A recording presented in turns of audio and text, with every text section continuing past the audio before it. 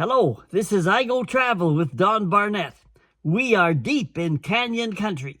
You are looking at the countryside around Moab, Utah, and it is loaded with tourists to see the scenery and participate in it.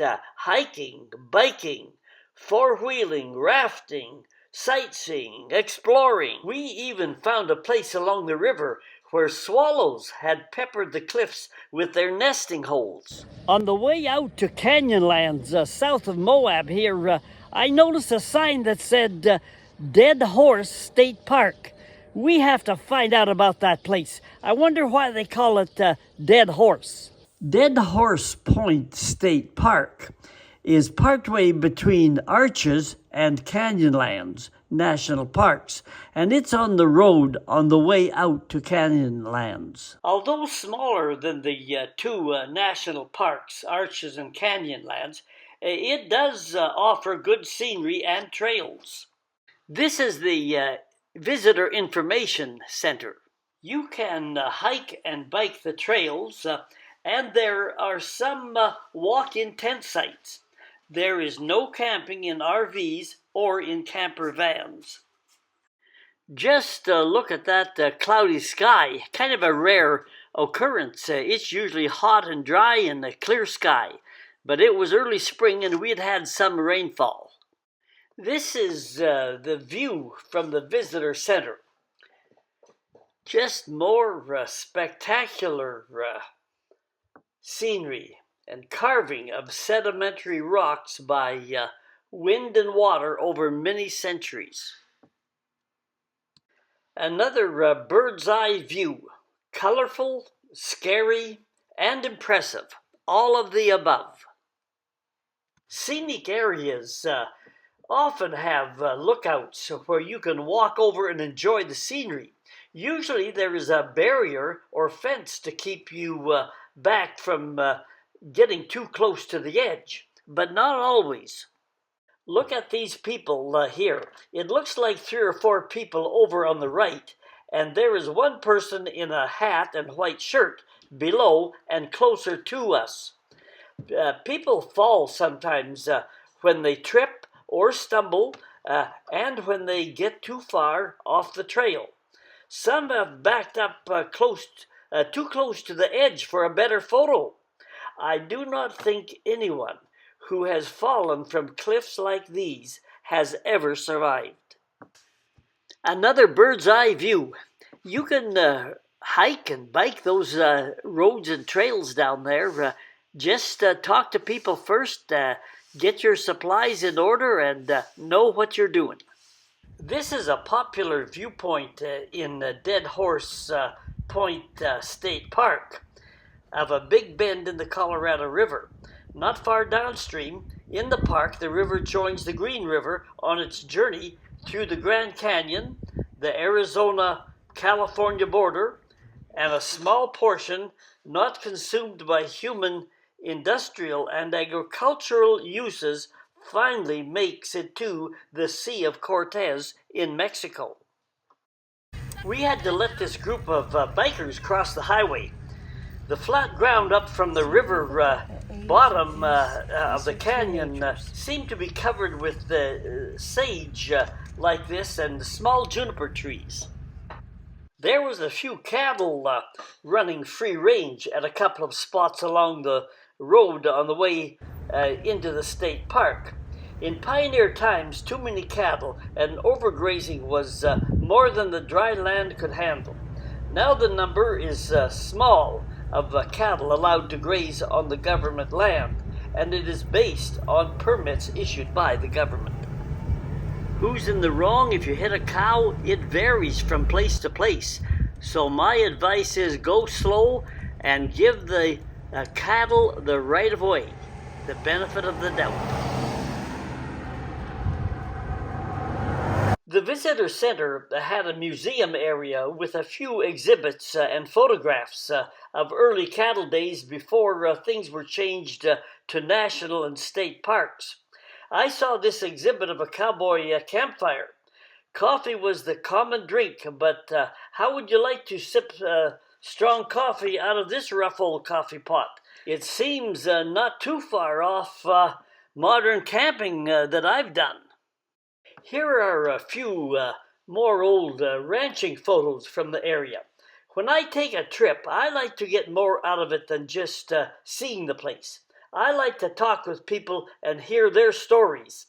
I like to go out on a guided tour and hear more information about the place. Over at Canyonlands National Park, when I was there, this ranger uh, told some things about early cowboy life. Here he is talking about how important a saddlebag was to the cowboy.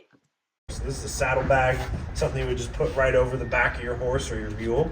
And that allowed the ranchers that lived out here to go deep into the canyons, go down under the ledge, as they called it, and carry all the supplies that they might need for weeks and in some cases months, taking their cattle down there to the lower parts of the canyons to graze. There was no machinery in that day, just horses. This guy looks like he's getting on a bucking horse. Look at the guy on the left there. He's holding the horse down, grabbing the horse by the ears, and his arm should cover up the horse's eyes too.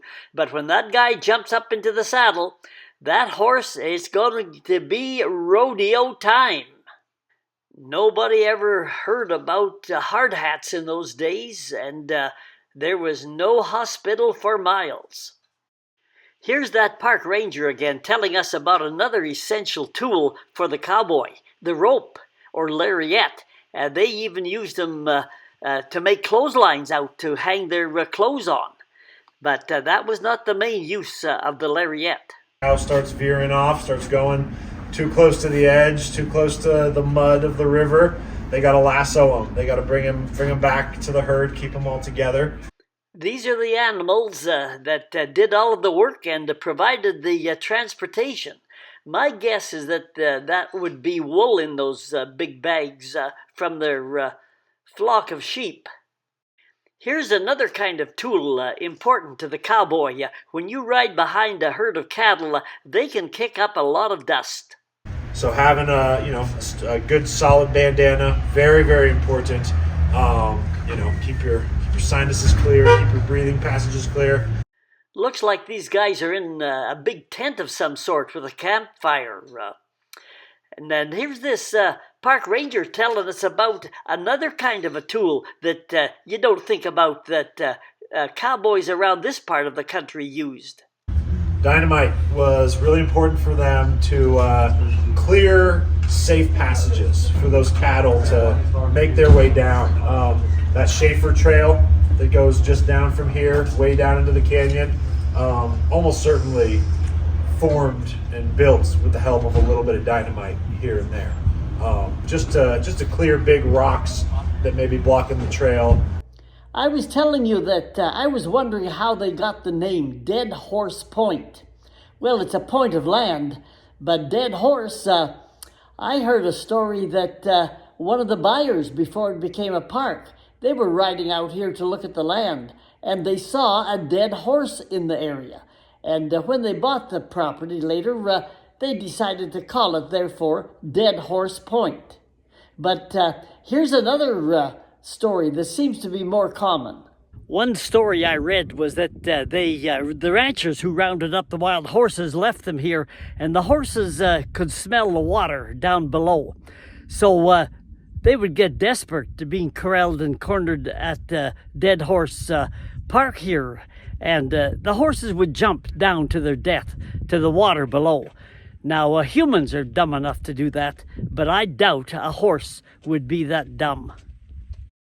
The visitor center areas in these kinds of places like Dead Horse will have some local native plants with a little description about each one that can be kind of interesting. And here's a close-up of that single-leaf ash.